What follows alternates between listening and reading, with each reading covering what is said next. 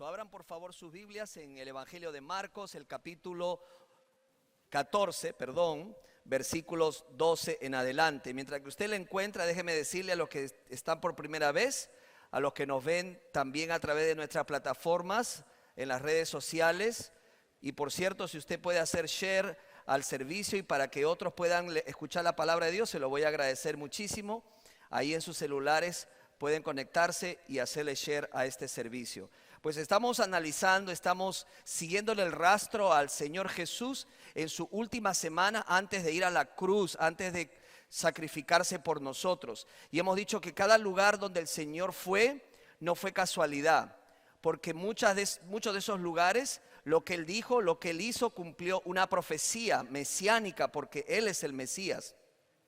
No fue casualidad. Todo lo que hace el Señor lo hace con un propósito. ¿Cuántos dicen amén? Y hoy vamos a ver entonces este evento que se suscitó el jueves. Le llamamos el Jueves Santo también, aunque algunos dice que esto sucedió el miércoles, para que coincidan los 3 días y 3 noches que Jesús estuvo en la tumba. Pero sea uno, sea el otro, lo importante es que este evento se dio. Y vamos entonces a leerlo, y usted por favor concéntrese en la palabra y vea los detalles de la palabra, porque la verdad vale la pena leerlo nuevamente. Dice así el versículo 12 de Marcos capítulo 14. El primer día de la fiesta de los panes sin levadura, cuando sacrificaban el cordero de la Pascua, mire eso, cuando sacrificaban el cordero de la Pascua, porque en Pascua las familias judías sacrificaban un cordero. ¿Se acuerda que Dios le dijo, sacrifiquen un cordero, ¿verdad? Y luego cómanlo y celebren esta cena, la cena de Pascua, la cena, el Passover, como se dice, ¿verdad? Que en español sería pasar sobre, porque cuando sacrificaron ese cordero, pues tuvieron que derramar la sangre, y esa sangre fue puesta ¿dónde? ¿Se acuerdan? En los dinteles de las puertas, y así el ángel pasó y no sacrificó al primogénito de esas familias judías. Escuche, preste atención todas las conexiones que hay aquí con nuestro amado Jesús. Entonces dice, el primer día de la fiesta de los panes sin levadura, cuando sacrificaban el cordero de la Pascua, subrayenlo, el cordero de la Pascua, sus discípulos le dijeron, ¿dónde quieres que vayamos a preparar para que comas qué? La Pascua. Y envió 2 de sus discípulos y les dijo, id a la ciudad y os saldrá al encuentro un hombre que lleva un cántaro de agua, seguidle. Cosa curiosa, normalmente los hombres no llevaban cántaros de agua. ¿Quiénes lo llevaban? Las mujeres. Interesante. Creo que sería bien fácil encontrar este hombre, porque era una excepción que está cargando un cántaro de agua. Fíjese lo que el Señor está haciendo aquí. Y le dijo, seguidle. Verso 14, y donde entrare, decid, el señor de la casa, al señor de la casa, el maestro dice, ¿dónde está el aposento donde he de comer la Pascua con mis discípulos? Y él les mostrará un gran aposento alto, ya dispuesto, preparad para nosotros allí. Algunos comentaristas dicen que el Señor ya había preparado todo de antemano. Qué lindo, ¿verdad? Hermanos, Dios ha preparado este servicio de antemano. ¿Cuántos lo creen? Amigo, amiga, usted no está aquí por casualidad. Dios ha preparado este servicio para bendecirlo con su palabra y con lo que estamos haciendo. Y Él os mostrará un gran aposento alto ya dispuesto. Dice el verso 16. Fueron sus discípulos y entraron en la ciudad y hallaron como les había dicho y prepararon la Pascua. Y cuando llegó la noche, vino Él ¿con quién? Con los 12. Y cuando se sentaron a la mesa mientras comían, dijo Jesús. ¿Qué dijo Jesús? De cierto os digo que uno de vosotros que come conmigo me va a entregar. ¿A quién se estaba refiriendo? A Judas.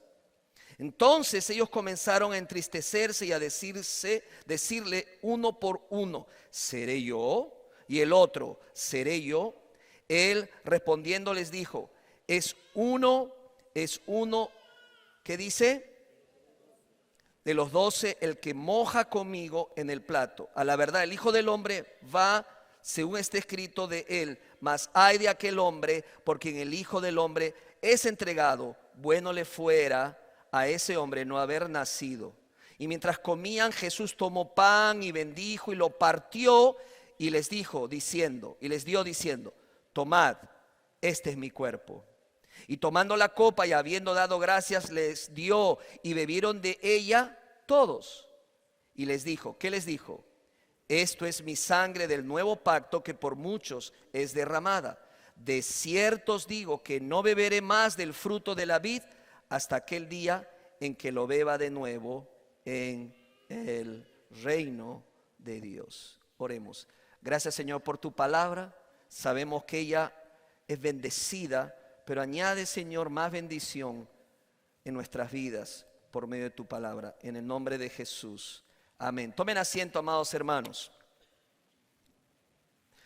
Pienso que la mayoría de nosotros los cristianos entendemos la conexión que existe entre la muerte de Jesús y la celebración de la Pascua o el Passover. Pero mucha de nuestra comprensión de esta fiesta ha sido influenciada por las tradiciones no judías e interpretaciones. Por ejemplo, así como en las películas de Hollywood nos muestran una historia, ¿verdad? Un relato que no se ajusta muchas veces a la realidad de la palabra del Señor, también encontramos, hermanos, imágenes o cuadros o pinturas que tampoco se ciñen a la verdad de las Escrituras. Por ejemplo, la famosa pintura de Leonardo da Vinci. No sé si la podemos poner, ahí está. ¿Quién de nosotros no ha visto este cuadro? Todos nosotros lo hemos visto. Pero ¿sabía usted que contiene detalles que no corresponden a la escena original? Hay detalles que indudablemente fueron sacados de la imaginación de Da Vinci, pero no de la palabra del Señor. Aunque mi mensaje no está relacionado a el cuadro y a la pintura, sí es importante que usted entienda cómo a veces los detalles se pueden cambiar, se pueden alterar. Por ejemplo, usted aprecia esa luz brillante detrás de los discípulos y de Jesús en la ventana, ¿lo ve? Todo hace indicar que esa cena se está haciendo ¿en qué momento del día? Durante el día, con un sol radiante, ¿verdad? Pues fíjate tú que la Santa Cena o la Pascua no se celebró durante el día. Es más, si usted fija el versículo 17 donde hemos leído, el versículo 17 dice claramente, y cuando llegó la noche, vino él con los 12. Los judíos se seguían y se siguen guiando por el calendario lunar. Por eso cuando usted, por ejemplo, en las Escrituras dice, y fue la tarde y la mañana, o sea, ellos empiezan a contar su día cuando el sol se oculta y sale la luna. Entonces toda Pascua que se celebraba y aún se celebra, tenía que celebrarse en la puesta del sol, en la tarde, cuando ya estaba oscuro. Eso no corresponde a lo que enseña la Escritura. Otro detalle que quizás usted no lo ve desde donde usted está, pero quizás si se esfuerza, va a ver unas montañas detrás. ¿Las ve? Son las hermosas montañas italianas, hermosas, bellas, grandes. Pero no corresponde eso a la cena original, porque el Señor estaba en Jerusalén, donde debiera estar la ciudad de Jerusalén detrás de él. Si se fijara más o cogiera la lupa que a veces coge para leer algo que usted ya con su vista ya no lee, ¿verdad? Ya los años van pasando. Se dará cuenta que en esa mesa hay pan y el pan está muy esponjoso, muy grande, es un pan hinchado francés. Pero en la Pascua no se podía servir un pan con levadura, era imposible. ¿Por qué? Porque la levadura representaba ¿qué? El pecado. Dice que el pecado, la levadura leuda, daña o afecta toda la masa. En Pascua no se podía tener levadura, ni siquiera en la casa. Aún hoy en los viernes para sábado, cuando se realiza el Shabbat, cuando se realiza la Pascua, la celebración del Shabbat en las familias judías, no se pone pan con levadura. Eso no corresponde a lo que enseña la palabra. Menos pescado, hermanos. En esa mesa hay pescado. Y el pescado no estaba en la mesa de la Pascua. ¿Qué había? Cordero. ¿Se acuerdan? Porque el Señor les mandó a sacrificar cordero. Porque la Biblia nos enseña que detrás de esa celebración y detrás de ese sacrificio, ¿a quién estaban sin querer emulando? ¿A quién estaban exaltando? ¿A quién estaban recordando? Al Cordero de Dios que quita el pecado del mundo. ¿Y quién es? El Mesías, Jesús. ¡Wow! Así que nada de esos detalles estaban en la cena original. Peor aún, mire la mesa tan alta y los discípulos bien sentados.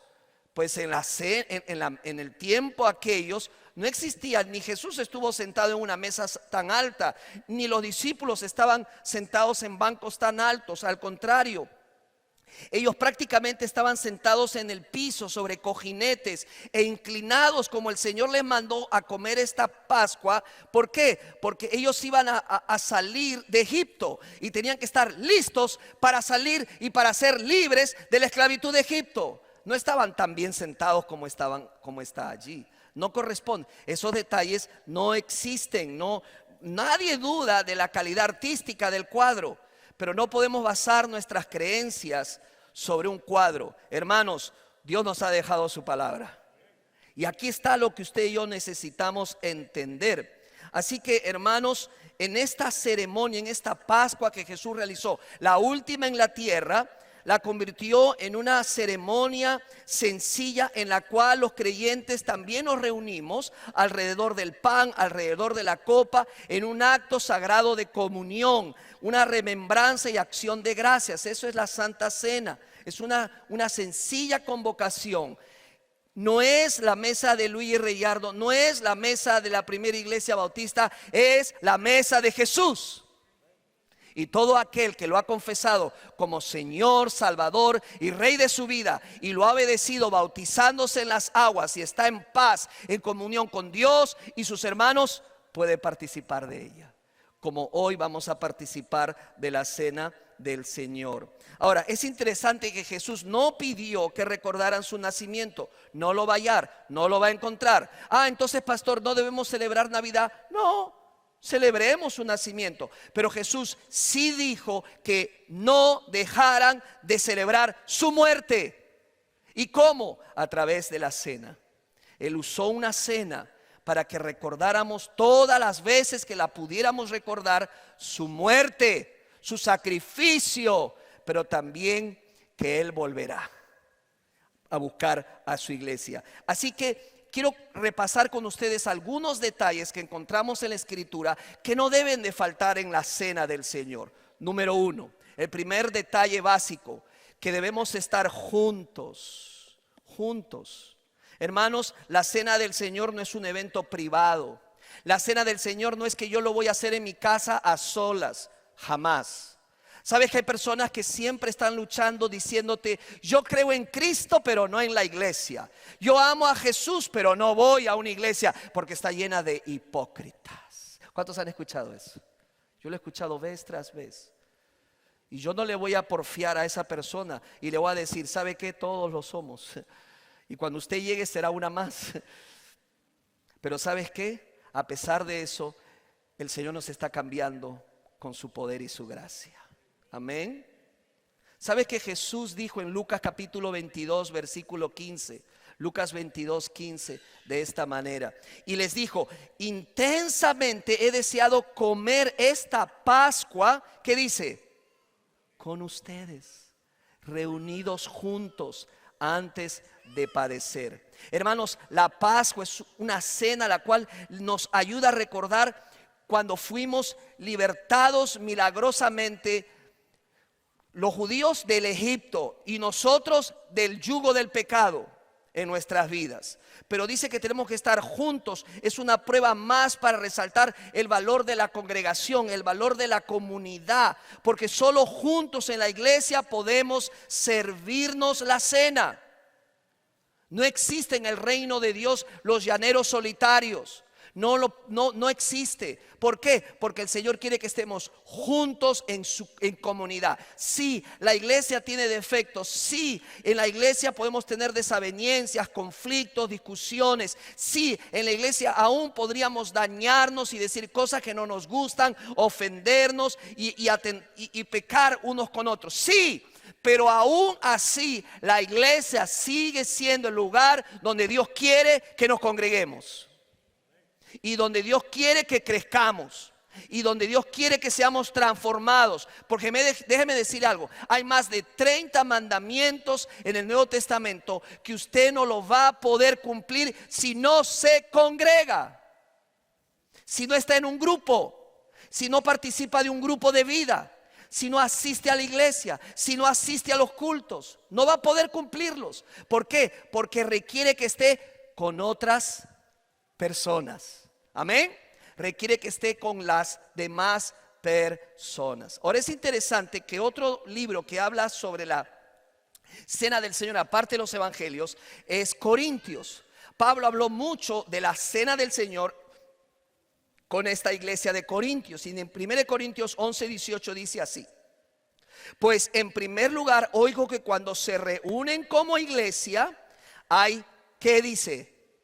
Divisiones entre ustedes, y en parte yo lo creo.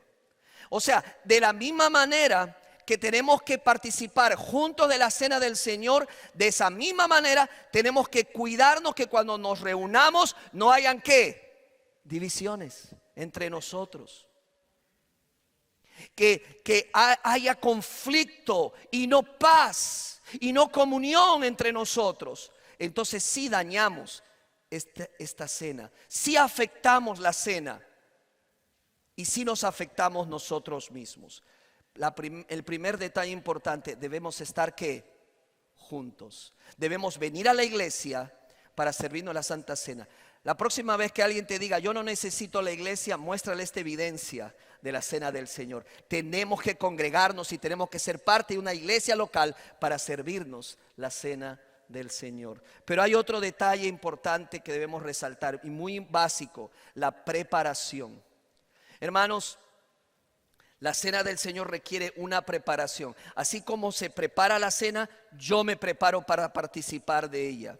¿Sabía usted que nosotros cada vez que servimos Santa Cena lo anunciamos con anticipación? ¿Sabe por qué? Porque no queremos que usted llegue a la casa del Señor y se sorprenda de que hay ¿qué? Santa Cena. Lo anunciamos. ¿Pero por qué lo anunciamos? Porque queremos prepararnos. Dígale a la persona que está a su lado: tienes que prepararte. Dígaselo: tienes que prepararte. Tenemos que venir preparados. Hermanos, yo me he participado de la cena del Señor por muchos años, muchísimos años. Pero no importa los años que participes, de igual forma cada vez que participes de ella tienes que estar ¿qué? Preparado espiritualmente y en comunión con Dios, en paz con Dios y en paz con tus hermanos. Así lo enseña la Escritura. Mira conmigo 1 Corintios 11:28. En la Nueva Versión Internacional lo dice de esta manera Pablo a los Corintios: así que cada uno debe ¿qué? Dice: examinarse a sí mismo antes de comer el pan y beber de la copa. ¿Sabes que esto no hacía esta iglesia?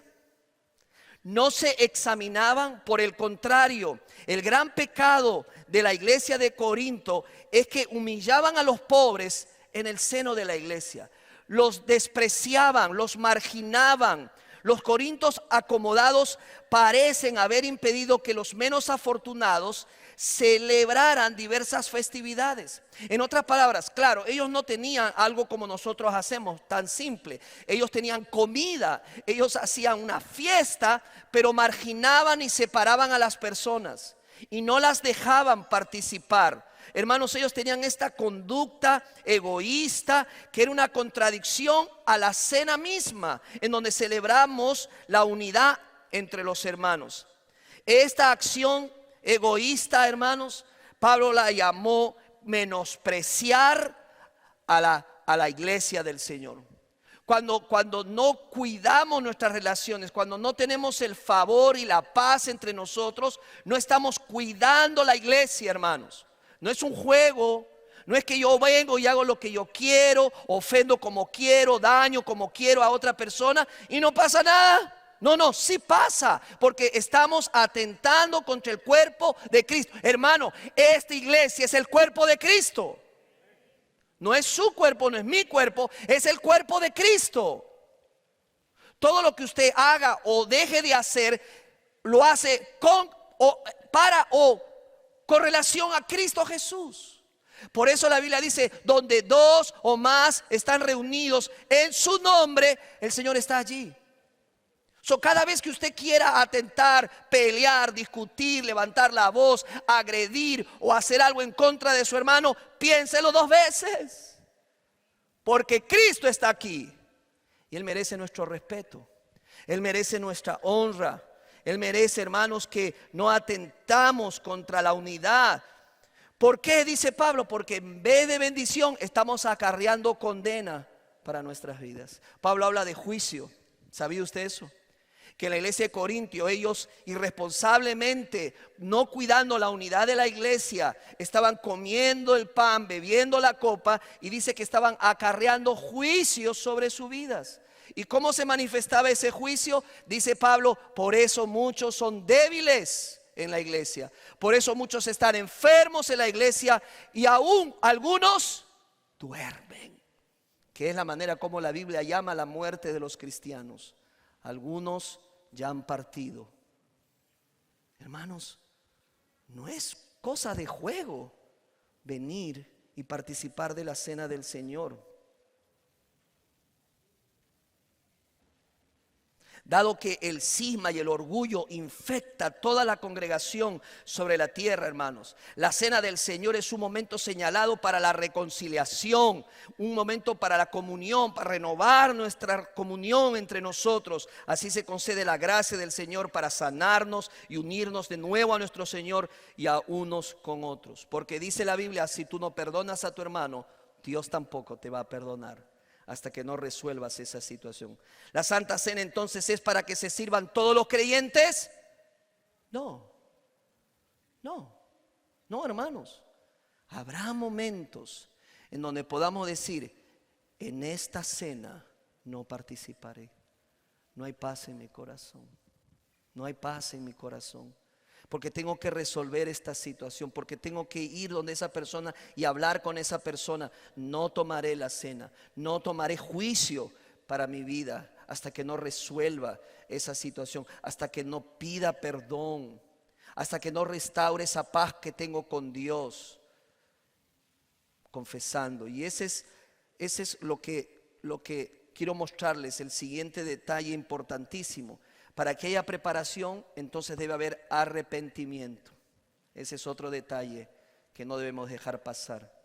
El arrepentimiento, hermano. La palabra arrepentimiento se ha devaluado. La palabra arrepentimiento tiene una connotación negativa hoy en día. Por eso es que muy pocas personas se arrepienten, no quieren arrepentirse. Porque el arrepentimiento es sinónimo de debilidad. Yo no me arrepiento de nada. ¿Has escuchado a esa persona? Yo no me arrepiento de nada. Suena bonito, ¿verdad? Pero si no se arrepienten, no hay cambio. Al contrario, uno refuerza sus conductas. Pero qué importante, la Biblia señala el arrepentimiento no como algo negativo, sino como el camino de retorno al Padre. Mira lo que dice Joel capítulo 2, versículo 13 en esta versión. Dice, rásguense el corazón y no las vestiduras. ¿Por qué dice eso el Señor? Porque el arrepentimiento es un acto de corazón. De aquí. Porque cuando tú y yo nos arrepentimos de veras, lo sentimos, lloramos y decimos, Señor, te he fallado y no está bien lo que yo he hecho, lo que yo he pensado, lo que yo he visto. Me siento mal, Señor. Arrepentimiento de corazón. Dice además, vuélvanse al Señor su Dios, porque Él es bondadoso y compasivo, lento, ¿qué dice? Para la ira y lleno de amor. Cambia de parecer y no castiga. Wow. Dios está esperándote quizás para que le digas, Señor, me equivoqué. Necesito tu perdón. En Lucas capítulo 15, versículo 17 dice así: cuando finalmente entró en razón. Eso es arrepentimiento. La Biblia dice que el hijo pródigo, ustedes conocen la historia, le dijo a su padre, Padre, dame la parte de la herencia que me corresponde. O sea, ya puedes morirte porque yo quiero vivir la vida loca. Y literalmente la vivió y gastó toda la herencia de su padre. Llegó al punto de caer lo más bajo. Y en ese momento, en ese pozo oscuro, en ese fango que dice la Biblia, cuando finalmente entró en razón. Necesitamos arrepentimiento de veras, de corazón. El siguiente detalle es confesión. Cuando me arrepiento, confieso. Ahora, la confesión está muy devaluada, se ha confundido tanto este detalle que hay personas que la verdad tienen dificultad con este detalle. Porque recuérdese, venimos de un extrato de haber participado tantos años de la religión tradicional, en donde se nos enseñó que la confesión era ir a alguna persona que tenía el poder para perdonar pecados, le decíamos lo que habíamos hecho y nos decían: rézate 3 Aves María y ya me olvidé, y 3 Padres Nuestros, ¿verdad? Algunos de ustedes creo que les dieron, ¿cuántos Ave Marías? Y uno iba y, por mi culpa, ay, por mi culpa. Hermano, la confesión no tiene nada que ver con eso. Además, el único que puede perdonar pecados es nuestro Señor. ¿Cuántos dicen amén? Eso no significa que usted puede ir a un hermano de confianza, no aquel que pone todo en el Facebook, a un hermano, una hermana de confianza, y le puede compartir su carga para decirle que ora por mí. Eso lo hemos perdido, nos hemos ido al otro extremo. Y dice Juan que si no hay confesión, no hay sanidad. Por eso algunos hermanos todavía no están sanos. Han traído delante del Señor su problema, han sido perdonados pero no sanados. ¿Por qué? Porque no lo ha compartido a otra persona. Cuando lo compartes, empieza un proceso de sanidad en tu vida. Pero mira lo que dice Primera de Juan, capítulo 1, versículo 8 al 9. Dice: si confesamos que no tenemos pecado. Juan dice, si decimos que no tenemos pecado, ¿qué dice? Nos engañamos a nosotros mismos y la verdad no está en nosotros. ¿Por qué? Juan dice, si ustedes van diciendo por ahí que no tienen pecado, que no han hecho nada malo, se mienten a sí mismos. ¿Por qué? Porque todos nosotros tenemos una tendencia hacia el pecado. Pablo decía, el mal que no quiero hacer, eso termino haciendo. Si usted no lo reconoce y si usted va diciendo, yo no hago nada malo, yo no cometo pecados en mi vida, aunque es creyente, ¿sabe usted que aunque como creyentes no practicamos el pecado, pero ocasionalmente o accidentalmente podemos pecar? Tenemos que entenderlo, porque si uno no lo entiende, entonces no se prepara para cuando venga la tentación y caemos como corderos, porque no estamos entendiendo que la Biblia dice que aquel que esté firme, mire que no caiga. ¿Por qué esos grandes líderes caen, hermanos? Y usted lo ve en la televisión, usted lo ve en las redes sociales. ¿Saben por qué? Porque se confiaron. Se confiaron en sus fuerzas. La Biblia dice que mayor es el que esté en nosotros que el que esté en el mundo. ¿Quién es? El Espíritu Santo. ¿Y nosotros seremos tentados? ¿Sí o no? ¿Jesús fue tentado? ¿La tentación es pecado? No.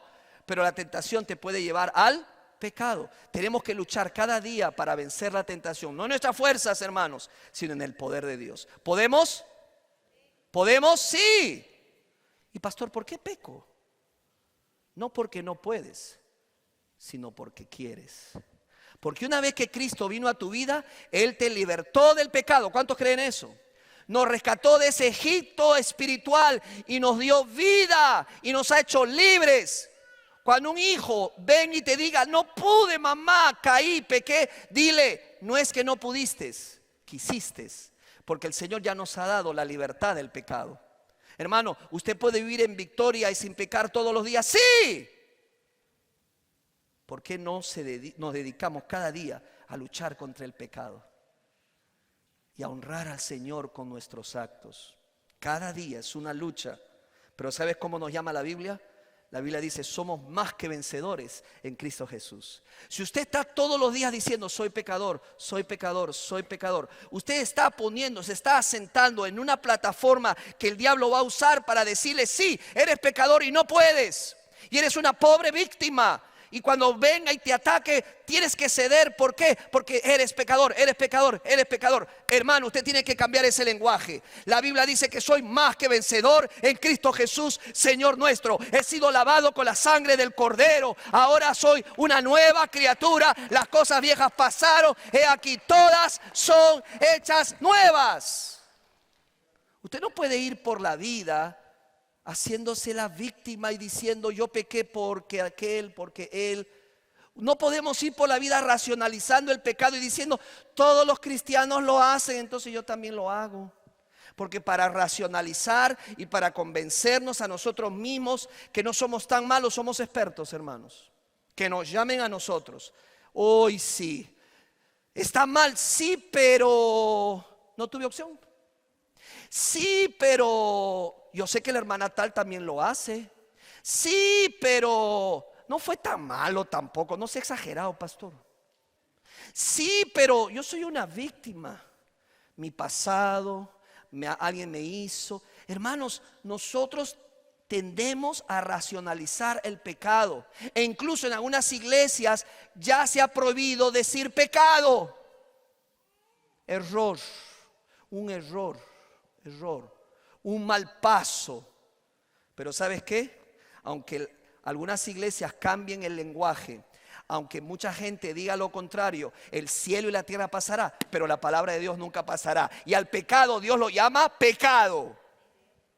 Al pecado Dios lo llama pecado, no lo maquilla, no lo justifica. Y cuando yo peco, tengo que arrepentirme porque lo que hice está mal. Porque si yo no me arrepiento y lloro y le digo, Dios, esto está mal, lo vas a volver a hacer. Y vas a justificarte toda tu vida haciendo algo que deshonra a Dios, trayendo no bendición a la iglesia. Porque cuando alguien peca, por favor entienda, no es que solo tú pecas. Cuando tú pecas, afectas a los que están alrededor tuyo. Primeramente tu familia. Y ese pecado afecta a tu iglesia. Afecta a tus amigos, afectan, todos se afectan. No es que usted dice, ya mi hija ya se fue de la casa, que haga lo que le da la gana. Aún un hijo fuera de la casa y peca, te afecta a ti como padre y madre. Y afecta a la iglesia donde se formó y donde se crió. El pecado es horrible, el pecado es tan malo que para que entiendas el horror del pecado tienes que mirar la cruz y a Cristo en esa cruz. Para que entiendas lo que trae el pecado en nuestras vidas. El pecado destruye tu vida, destruye tu matrimonio, destruye tu testimonio, destruye tus hijos y destruye la iglesia. Y el único que se goza es el diablo, porque venció. Lo reprendemos.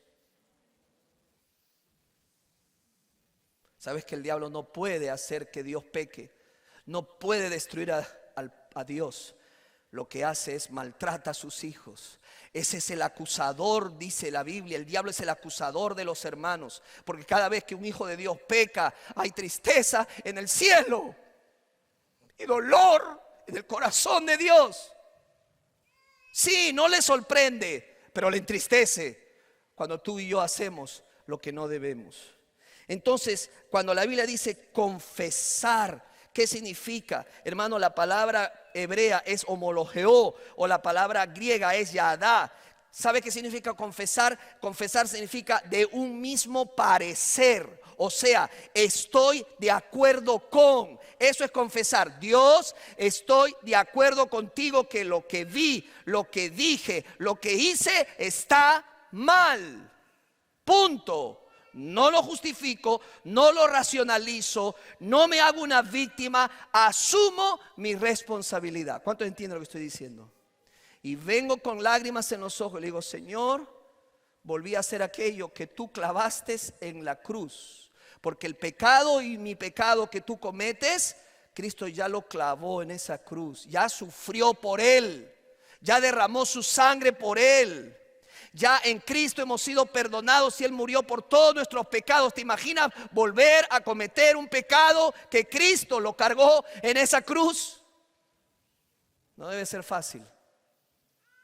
Y no creo que haya fiesta en los cielos cuando pecamos contra Dios y contra nosotros mismos. Hermanos, estos son los detalles básicos. Pero vayamos a los detalles más básicos de la cena, porque indudablemente ahora no tenemos todo lo que ese día Jesús con sus discípulos comieron. Por cierto, quiero darles un comercial. En abril vamos a estar celebrando la Pascua aquí. ¿Se acuerdan el año pasado? Pues este año vamos a volver a celebrar la Pascua judía y vamos a estudiar y vamos a recrear la Pascua judía como se ha celebrado cientos y cientos de años. Lo vamos a hacer aquí en la iglesia, completa. Pero de esa Pascua, de esa cena completa, el Señor se detuvo e instituyó la cena, su cena. Básicamente habló de ¿qué? Del pan y la copa. Y por eso hoy en las iglesias cristianas servimos pan y la copa. Ahora, hablemos rápidamente del pan. El pan en hebreo es masá o en griego es lején. Ahora, yo les he puesto una foto allí para que vean cómo se empieza a elaborar el pan de la Pascua. El pan de la Pascua es un pan sin, ¿qué les enseñé? Sin levadura. Pero hay un detalle adicional, que ese pan lo perforan. Presta atención. Ese pan es perforado con muchos huecos y antes que se meta al horno, así es. Y así lo ves en cada familia judía. Ahora, dice Isaías 50, es impresionante, hermanos, lo que está pasando aquí y lo que pasa en cada Shabbat de cada familia judía, que aunque no aceptan a Jesús como el Mesías, déjame decir una cosa, lo celebran en cada Pascua. Mira lo que dice Isaías 53:5. Isaías 53:5 dice: pero Él fue traspasado por nuestras rebeliones y aplastado por nuestros pecados. Fue golpeado para que nosotros estuviéramos en paz. Fue azotado para que pudiéramos ser sanados. Ese pan que representa el cuerpo lacerado de Jesús, que fue perforado por esos clavos y esa lanza y esa corona, y todo lo hizo por ti y por mí. ¿Sabe lo que dijo Pablo a la iglesia de Corintios en 1 Corintios 5:7? Dice: limpien la levadura vieja para que sea masa nueva. O sea, quiten el pecado de sus vidas, así como lo son en realidad sin levadura. Porque aun Cristo, ¿qué dice? Nuestra Pascua ha sido sacrificada. Dígame si esto no es tan hermoso como para darle gloria y honra a Dios. Que en un simple pan que por años se ha comido, estaba representándose lo que Cristo haría por nosotros. Ahí está el pan, y hay otro detalle más importante también, que es la copa. Tenemos pan que representa ¿qué? El cuerpo sagrado de Jesús. Nosotros no creemos en la transustanciación, o sea, nosotros no creemos que el pan se convierte literalmente en cuerpo de Cristo. ¿Por qué? Porque Cristo se sacrificó una sola vez para siempre. ¿Cuántos alaban a Dios por eso? Así que nosotros no sacrificamos a Cristo cada Santa Cena. El pan representa el cuerpo de Cristo. Es un símbolo, pero aunque es un símbolo de lo más sagrado que nosotros tenemos, el cuerpo y la sangre de Cristo. Yo creo personalmente que en cada Santa Cena Jesús está presente con nosotros. ¿Cuántos lo creen? Yo lo creo. No es que este pan se convierta en su cuerpo y esta copa tomamos su sangre, pero yo sí creo que la presencia real de Cristo está aquí. Está aquí. Dice 1 Corintios 11:25: de la misma manera tomó también la copa después de haber cenado, diciendo: esta copa es el nuevo pacto en mi sangre. Hagan esto cuantas veces la beban en memoria de mí. La Biblia no especifica la cantidad de veces. Las iglesias varían, algunos lo hacen cada domingo, otros lo hacen cada mes, otros lo hacen cada 2 meses. Lo importante es repetirlo vez tras vez. La palabra pacto viene de la palabra hebrea diateque. Es un pacto entre Dios, es un Dios de pacto. Dios hizo un pacto con su pueblo. Dice la palabra del Señor en Génesis, y también tenemos la palabra griega berit, pero dice Génesis 15:18: en aquel día el Señor hizo un pacto con Abraham, le dijo: a tus descendientes le daré esta tierra desde el río de Egipto hasta el gran río Éufrates. Hermano, Dios hizo un pacto con Israel. Dice: yo seré tu Dios y tú serás mi pueblo. Pero ese pacto era un acuerdo de dos partes. Dios iba a hacer su parte y el pueblo de Israel iba a hacer su parte. Y su parte consistía en obedecer y guardarse en santidad para Dios. Pero Israel fracasa. Por eso es que hay sacrificios vez tras vez. Y Dios dice: renovaré mi pacto, haré un nuevo pacto. Y en Jeremías capítulo 33 vemos ya el anuncio de ese nuevo pacto, cuando dice: vienen días, afirma el Señor, en que haré un nuevo pacto con el pueblo de Israel y con la tribu de Judá. Mire, dice: no será un pacto como el que hice con sus antepasados el día en que lo tomé de la mano y lo saqué de Egipto, ya que ellos lo quebrantaron a pesar de que yo era su esposo, afirma el Señor. Verso 33: este es el pacto que después de aquel tiempo haré con el pueblo de Israel, afirma el Señor. Pondré mi ley en su mente y la escribiré en su corazón. Yo seré su Dios y ellos serán mi pueblo. Hermanos, este es un nuevo pacto. Básicamente es el mismo pacto que implica el derramamiento de sangre. Para hacer ese pacto debe haber derramamiento de sangre. Y dice que las dos partes acuerdan y cada uno tiene que cumplir el acuerdo. La sangre fue provista por Jesús. Dios va a hacer su parte, pero como nosotros vamos a fracasar en nuestra parte, Dios proveyó para que nosotros tuviéramos el pacto cubierto, no por nosotros mismos, sino porque Cristo hizo la parte que nosotros teníamos que hacer. Por eso la Biblia dice que, número uno, Él murió por nuestros pecados. O sea, por el fracaso de nuestro pacto, Él murió, porque nosotros fracasamos en el pacto. Y porque para entrar al cielo tiene que haber un requerimiento: el pacto debe ser cumplido. Pero nosotros vamos a fracasar. ¿Qué es lo que hace Cristo? Escúcheme, porque muchas veces enfatizamos solo la muerte de Cristo y la cruz de Cristo. Sí, la cruz, escuche, la cruz de Cristo, el sacrificio de Cristo paga por el fracaso de nuestra parte. Alguien tenía que pagar porque nosotros hemos quebrado ese pacto. Cristo murió por nuestros pecados, pero todavía no está completo todo. Tiene que traerse ¿qué? Un pacto cumplido. ¿Quién cumplió ese pacto por nosotros? Jesús. Jesús vivió una vida perfecta por nosotros. Entonces se hace lo que se llama una gran sustitución, un gran cambio. Nosotros le damos nuestros pecados a Jesús y Él nos da su justicia. O sea, que hemos sido perdonados por el fracaso de nuestro pacto, pero también podemos presentarle el cumplimiento del pacto hecho por Cristo. Por eso es importante no solo la muerte de Cristo, sino que más, la vida de Cristo. Él vivió una vida perfecta por mí y Él murió por el fracaso de mis pecados. ¿Cuánto alaban a Dios por eso? Pero usted no puede dejar ahí las cosas.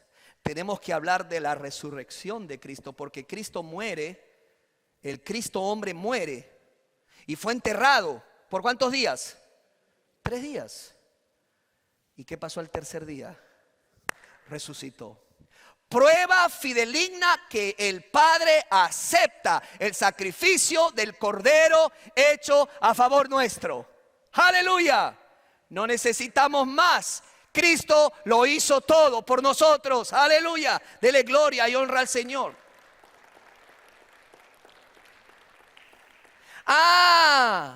Entonces ahora puedo hacer lo que yo quiera.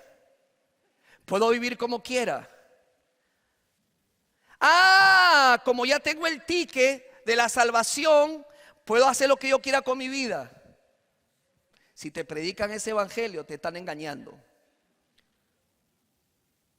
Hermano, Jesús dijo: el que hace la voluntad de mi Padre irá al cielo. Ah, entonces, pastor, la salvación es por obras. No, la salvación es por fe. Pero la fe sin obras es muerta. En otras palabras, tú no solamente dices lo que eres, sino que tienes que parecer lo que eres. ¿Cuántos entienden lo que estoy diciendo? O sea, yo no puedo decir que soy algo y mi vida contrasta. Mi vida es otra cosa. Porque probablemente esa persona está viviendo un engaño. Porque si yo algo he aprendido, es que cuando Cristo viene a la vida de uno, lo cambia. Amén. Cuando Cristo viene a tu vida, te empieza a cambiar y no eres el mismo.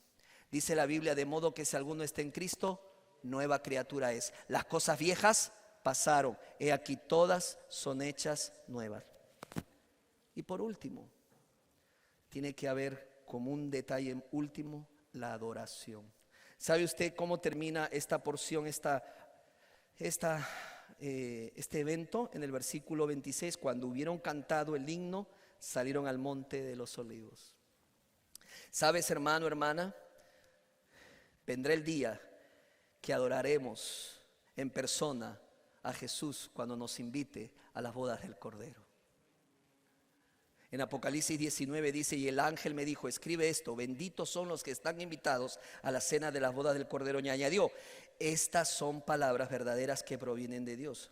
Nosotros tomamos la Santa Cena en anticipación a la gloriosa celebración de las bodas del Cordero, donde lo veremos cara a Jesús.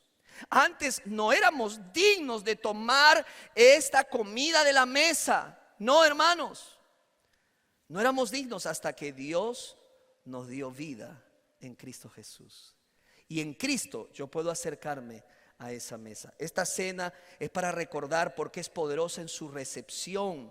En la comunión experimentamos un profundo deleite, hermanos. Es poderosa porque nos recuerda que hay una proclamación. ¿Sabía usted que cuando toma la Santa Cena proclama el Evangelio? Usted está diciendo, Cristo murió por nuestros pecados, pero también está proclamando que ese mismo Cristo resucitó y viene otra vez.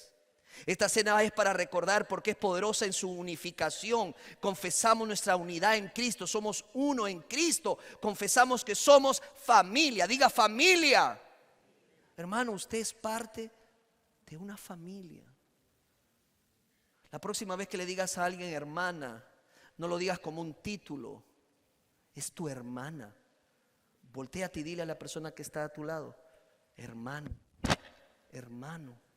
Somos una familia y anunciamos, hermanos, que Jesús viene por segunda vez. Mientras que nos preparamos para participar la cena del Señor, quiero decirte algo, amigo. Jesús hoy te invita a su mesa. En Apocalipsis 3:20 dice esto, escuche.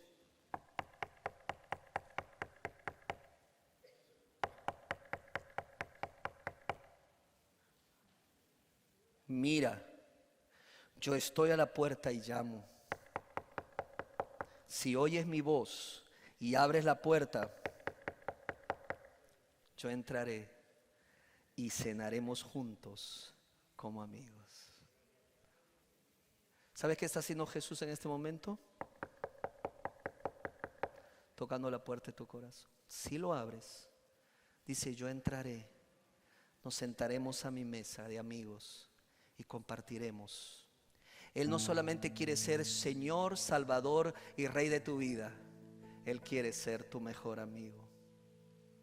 Quizás, como dije al principio, Dios te trajo aquí solo para que escucharas esta última parte.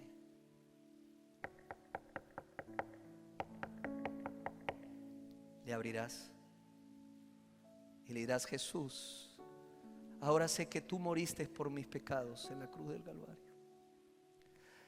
Lo sacrificaste todo por mí.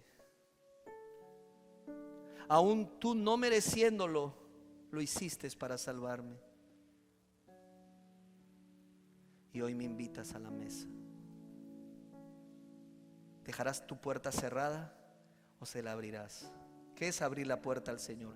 Es aceptarlo como tu Señor y Rey de tu vida. En donde le dices: me arrepiento de todos mis pecados que te llevaron a la cruz, y hoy decido creer en ti, poner mi vida en tus manos y aceptarte en mi vida como mi Rey, Señor y Salvador. Yo quiero compartir esa mesa de amistad contigo, Jesús. Ven a mi vida, ven a mi vida, ven a mi vida. Ese es tu deseo. Ábrele la puerta. Él entrará para nunca más irse de tu vida. ¿Por qué no ahí donde estamos inclinamos nuestros rostros, cerramos nuestros ojos y empezamos a examinar nuestro corazón para participar de la cena? Y tu amigo, amiga, si esta es la primera vez, alguien está tocando la puerta de tu vida. ¿Oyes?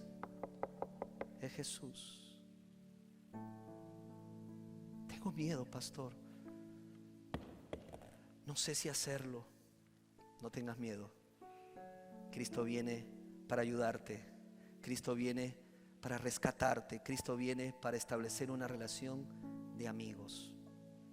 Pero ese amigo también va a ser tu Señor, a quien Él merece todo respeto, entrega y devoción. Acéptalo hoy. No lo dejes para mañana. Mañana puede ser tarde. Hoy es el día de salvación. No luches más. Él te ama. No importa lo que hayas hecho con tu vida. Simplemente dile: Jesús, sálvame. Necesito de ti. Ven a mi corazón. Te abro la puerta. Si hay alguien que quiere hacer eso, allí donde está, por favor levante su mano y yo sabré que quieres abrirle la puerta al Señor de tu vida. Ahí donde está, levanta la mano. Puede ser un niño, un joven, un adulto. Quiero tomar unos minutos. Si estás escuchando su voz, ábrele, recíbelo.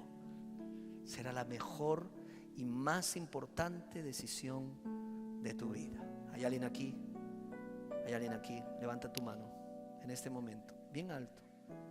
Queremos orar juntos y ayudarte en este paso tan importante. ¿Hay alguien? ¿Hay alguien?